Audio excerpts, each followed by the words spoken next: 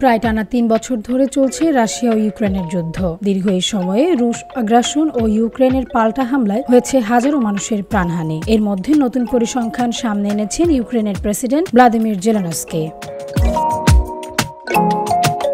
তিনি বলেছেন, রাশিয়া পূর্ণমাত্রায় ইউক্রেনে আগ্রাসন শুরু করার পর তার দেশে প্রায় ৪৩,০০০ ইউক্রেনীয় সেনা নিহত হয়েছেন। আরও পৌনে ৪ লাখ সেনা আহত হয়েছেন বলেও জানিয়েছেন তিনি।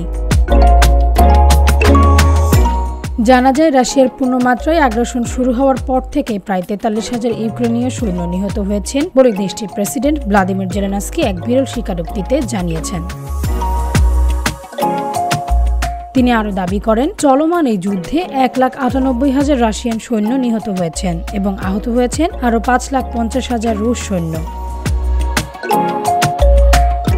সাধারণত ইউক্রেনীয় কর্মকর্তারা যুদ্ধে সেনাদের হতাহতের পরিসংখ্যান প্রকাশ করে না এবং এ বিষয়ে অন্যান্য অনুমানেও অনেক বেশি সৈন্য হতাহতের কথা বলা হয়েছে। ইউক্রেনকে পশ্চিমা দেশগুলোর সহায়তা সত্ত্বেও দেশটিতে সম্প্রতি রুশ আক্রমণ বেশ বেড়েছে এবং এর মধ্যে জেলেনস্কির পক্ষ থেকে এই পরিসংখ্যান সামনে এলো।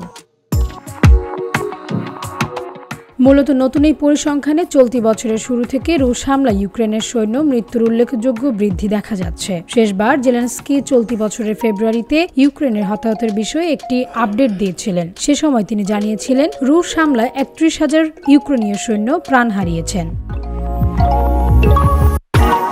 ডেস্ক রিপোর্ট, ভোরের পাতা।